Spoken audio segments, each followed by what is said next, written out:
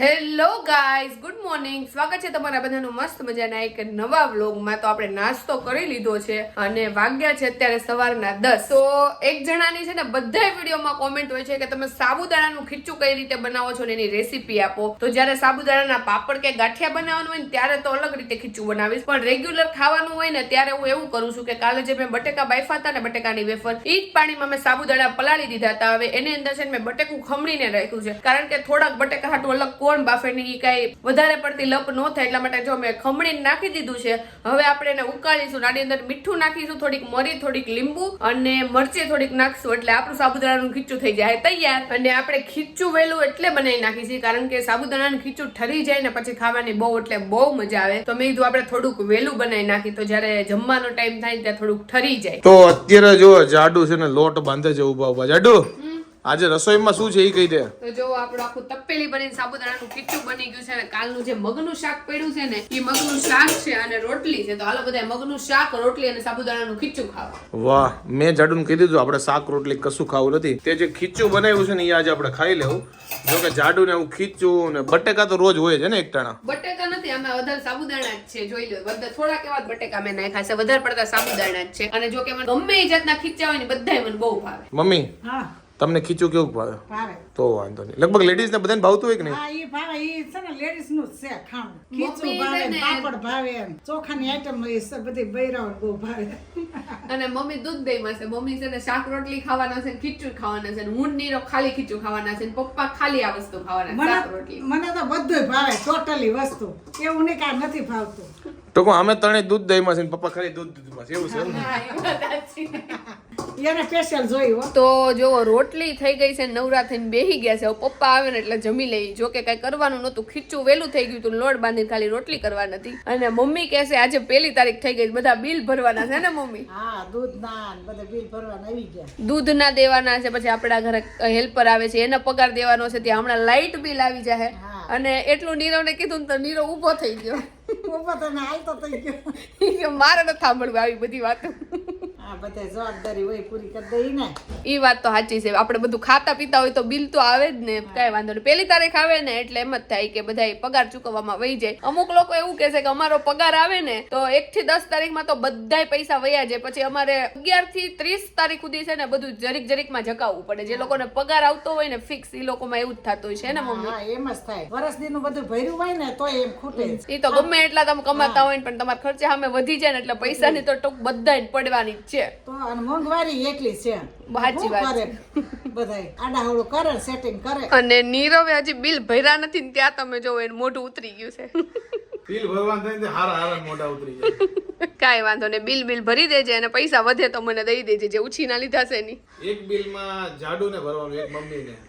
મારે કઈ આ વખતે બિલ નથી ભરવાનું બસ. પણ પગાર તું આપ તો હું ને મમ્મી બેય ભરી દઈએ ને મમ્મી? હા, થોડા પૈસા આપતા જાય તમે ભરતા જઈએ. હા, તો તને કઈ નહીં અમે એની કરતા હું બિલ ભરું. અમે એટલા બિલ કરી દઈએ કે વાત જવા દે. જો તું અમને પૈસા આપતા હોય ને પછી અમે દર મહિને ભરી દઈએ. તારે એવું કરવાનું, 1 લાખ મને આપી દેવાના અને 1 લાખ મમ્મીને આપી દેવાના. પછી તાર પાસે અમે છે ને 1 રૂપિયા નહીં માગી કોઈ દી. ઓકે, અને 2 લાખની મારે લોન લઈ લેવાની. હા, 2 લાખની લોન લઈ લેવાની, પછી તાર ખાલી એનું વ્યાજ ભરવાનું. એની કરતા હું બિલ ભરી લઉં. આખી ચકડી નથી ભરવી મારે. ને આ બધી તો મજાકની વાત છે. તને ખાલી રિમાઇન્ડ કરાવી દીધું કે બિલ ભરી દેજે એમ. તમે ન કરાવો તો જેનું બિલ બાકી છે એ રિમાઇન્ડ કરાવશે. ઈ તને નહીં કરાવે, મમ્મીને કરાવશે. એટલે મમ્મી ઉતાવળ રાખે ફટાફટ કે બિલ ભરી દો. હા, 1 તારીખ આવી ગઈ, કીધું હાલો આ બધા આવા મળ્યા છે બિલ. હા, એટલે ભરવા તો પડે જ. સાચી વાત છે. કાઈ નહીં, આજ બધા બિલ ભરી દે, પૈસા ખાલી થઈ જાય બધા આજે. પણ ટેન્શન ન રહે ને, ભરદાયેલા તો 30 દિવસ પછી આરામ. સાચી વાત છે. ખાલી 1 થી 5 માં તારે બધા પૈસા ભરી દેવાના. પછી તારે 6 તારીખ થી 30 તારીખ સુધી સેજે ઉપાધિ નથી કરવાની. પછી પાછા તમારા અલગ ખર્ચા. તે ઈ તો થાય જ ને. લ્યો, લગ્ન કરીને આવ્યા છો તો ખર્ચા હું બધુંય થાય. લ્યો, કાઈ નહીં, કરીએ ખરા. જીવનમાં છે હું બીજું કમાવું ને વાપરવું. સાચી વાત. એમાં ને એમાં વહી જાય. ગમે એટલું કમાવું તો બસ ખર્ચા આના જ હોય, પણ તોય વધતા જ નથી. કઈ કાની જાવ. તમારી કમાણી 5 ગણી વધે તો ખર્ચા અમે 4 ગણા વધે, એટલે હતું ચડી જઈ ગઈ. એ વાત સાચી. કેપરી કોઈ દી થતી નથી. 10,000 નું કામ કરે એનું ઘર હાલે, અને 1 લાખ રૂપિયા લાવે ને તો એનું ઘર હાલે. અને 10 લાખ કમાતા હોય ને તો એને આપણી જેમ જ હોય, ઘટતા તો હોય જ. છેલ્લે છે ને કટો કટી જ હોય. 1 લાખ રૂપિયા લાવતા હોય ને તો એમ કે ભાઈ અમારે તાસ પર તાઈન પડી ગઈ ને આમ છે ને તેમ છે. અને 10,000 રૂપિયા લાવતા હોય ને તો બિચારાને એને થઈ તો જાય જ. નીરવ, તારે કેટલો આવે છે પગાર? કોઈ દી નહીં કેવા. એક પુરુષને પગારનું નહીં પૂછવાનું અને બાયુને અને બૈરાઓની ઉંમર નહીં પૂછવાની. સાચી વાત કોઈ છે. દિવસ અને પુરુષની ઉંમર નહીં પૂછવાની. મારી જોકે 22 વર્ષ છે. Thank you. તો બપોરના 1:30 વાગે નીરવની છે ને ડિમાન્ડ ઉપર આપણે છે ને જો ચીકુનું જ્યુસ બનાવ્યું છે. હાલે નીરવ ચાખીને જો બરફ વગરનું એકદમ ઠંડુ ન હોય ને એવું ચીકુનું જ્યુસ બનાવ્યું છે. નીરવ પીવું છે ને એટલે કાંઈ વાંધો નહીં. આજે મેં કીધું કંઈક ફ્રૂટ ખાઈએ પણ ફ્રૂટમાં ચીકુ અવેલેબલ હતા. મેં કીધું કંઈક જ્યુસ બુસ પીએ. તને નથી પીવું? મારે પીવું છે પણ હું થોડોક બરફ નાખીને પીશ કારણ કે મારું ગળું સારું છે એટલે આપણું ગળો ગયું છે એટલે આપણે વિધાઉટ આઈસ પીવું. મને છે ને પાણી એ છે ને ઠંડુ વધારે મજા આવે નોર્મલ કરતા, પણ મને ખબર નહીં હવે ઠંડા કંઈક તકલીફ છે કારણ કે મારું ગાળું છે ને તરત પકડાઈ જાય છે અને મને છે ને તાવ આવી જાય. એટલે મેં કીધું જાડુ તું છે ને જ્યુસ બનાવીને ચીકુનું તો ઠંડુ સેજે ન કરતું, જે નોર્મલ હોય ને એવું જ. એટલે મારું નોર્મલ છે અને જાડુ આઈસ નાખીને પીએ. 5 દિવસ લગ્નમાં જલસા કર્યા છે ને તો અત્યારે છે ને સમય ક્યાં કાઢવાની ખબર નથી પડતી. જો કે કામ ઘણા કર્યા છે પણ જીવનનો લક્ષ્ય જ ભૂલી ગયો છે. કારણ કે 5 દિવસ લગ્નમાં છે ને સવાર જતા આખો દિવસ દોડતા, કપડા પહેરતા, જલસા કરતા, ખાતા પીતા. તો અત્યારે કેવું થાય કે નોર્મલ લાઈફ હોય ને તો બોરિંગ લાગવા મળ્યું. કાંઈ નહીં, ધીમે ધીમે આપણે આ લાઈફમાં સેટ થઈ જાવ. તો નીરવ જો મમરાનો નાસ્તો કરે છે. નીરવે ડીશ સાઈડમાં મૂકી દીધી છે. નીરવ ડાયરેક્ટ ડબ્બાએ મંડી પડવું છે એમ ને? કારણ કે હું ડોક્ટર પાસે જવાનો છું ને તો એ કહે કે હળવું ફૂડ ખાવ. એટલે અગાઉથી હું હળવું ફૂડ ખાઉં છું કારણ કે મને એવું લાગે છે જરીક તાવ જેવું, જે કે નોર્મલ છે. કારણ કે ગળું જાય ને એટલે તાવ આવે એટલે ડોક્ટર કહીને પેલા મેં મમરા ખાવાનું ચાલુ કરી દીધા છે. ડોક્ટરે કેટલા મમરા ખાવા એ નથી કીધા, એટલે ડબ્બો ફૂટવા દેવા છે. બસ ઈ કે આટલો ડબ્બો ખાવો ડાયરેક્ટ જો ડબ્બામાંથી જ લેશે. ડીશ કે ડીશે હવે ભરીશ ને તો કાઈ નહીં થાય. નહીં નીરવ? ડીશમાં આપણે ન થાય. તો અત્યારે આપણા ઘરમાં પડ્યા છે કુલચા.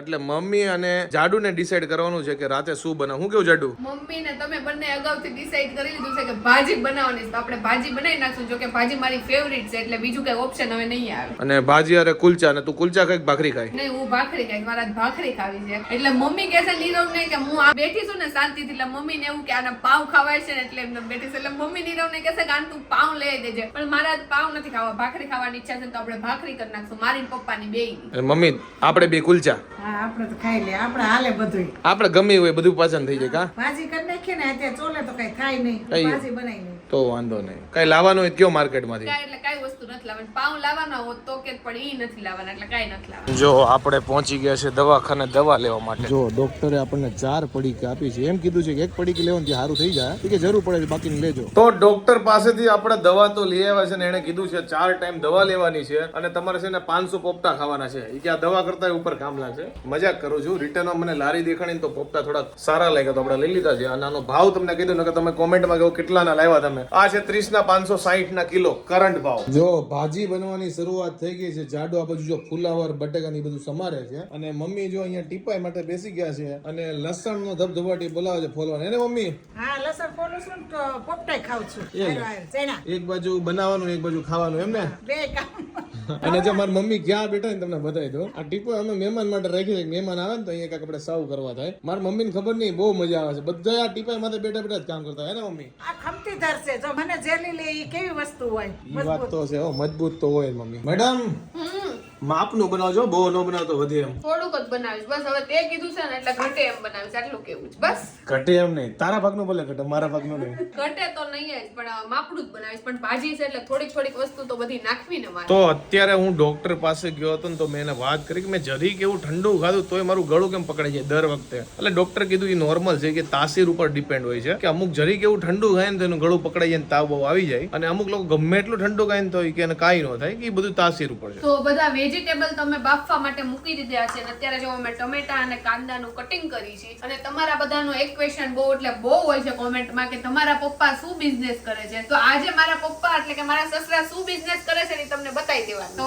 તમે લોકો જે કોમેન્ટમાં પૂછો છો ને કે તમારા પપ્પા શું કામ કરે છે, તો એનો જવાબ એ છે કે અમારે છે ને મેન્સ વેર ની દુકાન છે. એટલે જે કાપડની જોડી હોય ને એનું કાપડ હોતા અમે વેચી છે અને ઈ કપડા અમે સીવી છે હોતા. તો પપ્પાનું કામ છે ને કાપડ બતાવવાનું છે અને જે જોડી આવી હોય ને સીવે એનું ખાલી કટિંગ જ પપ્પા કરે છે. પપ્પા સીવતા નથી. આપણા દુકાનમાં જ કારીગર બેસે છે, ઈ સીવવાનું કામ કરે છે. તો પપ્પા તમે ખાલી કટિંગ જ કરો છો ને?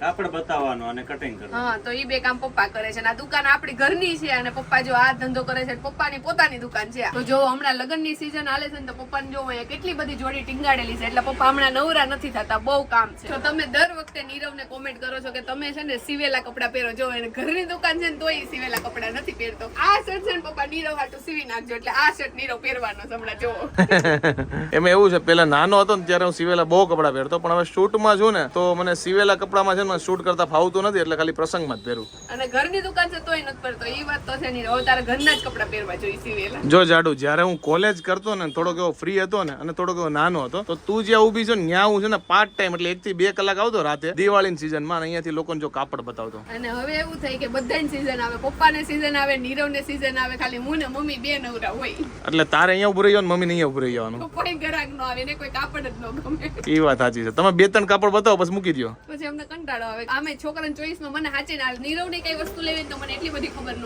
અત્યારે હું હુતા વિચારતો તો મેં કીધું આંખું કેમ બળે પછી ખબર પડી મમ્મી મારા બાજુમાં આવીને છે ને ડુંગળી સુધારે જો તો મમ્મી ભલ ભલાને કોઈ નો રોવરાવે પણ આ વસ્તુ એવી છે ને કે ભલ ભલાને રોવરાઈ ગઈ. મમ્મી આપણી બેનો પ્રેમ સાચો એ બધી વાત સાચી પણ ડુંગળી થોડુંક આગળ જઈને સુધારાય. હું તો લાય સિરિયલ જોશ મને ખ્યાલ ને કે તને આંસુ આવે છે. આસુડા આવતા નથી પણ લાવી દો એવું લાગે છે પરાણે. હું કેવું જાડું ઈ તો હવે એમાં તો હું કઈ શકું. આમ તો મમ્મી તને કોઈ દી નહીં રોવડાવે એટલે આ રીતે તો રોવડાય તે બરોબર છે. એ વાત સાચી છે. જો હું છે ને અહીંયા હુતો હતો અને મારી મમ્મી જો ક્યાં સુધારે છે આ બધી જગ્યાએ ન દેખાણી અને ઈ ખૂણો જ દેખાણો. બોલો હું આ સિરિયલ જોવા હાટવે બેઠી છું એટલે આ બે આ બધી જગ્યાએથી સિરિયલ દેખાય મમ્મી. આ ઉપર સોફા પર બેઠી પછી તો નહીં ફાવે આ સુધારતા એટલે નીચે આવીને બેહી ગઈ. જો આપણે થાળીમાં લઈ લીધું છે ભાજી, પાપડ, ડુંગળી છે, સલાડ છે અને કુલચા રાખી દીધા છે. અને જાડુ કે મારે કુલચા નથી ખાવા એટલે એને ભાખરી લીધી છે અને મમ્મીએ કુલચા લીધા છે ને પપ્પાએ પાછું ભાખરી લીધું. 2 જણાએ ભાખરી લીધી છે ને 2 જણાએ કુલચા લીધા છે ને જાડુ. હાલો બધાય ભાજી ભાખરી ને કુલચે ખાવા.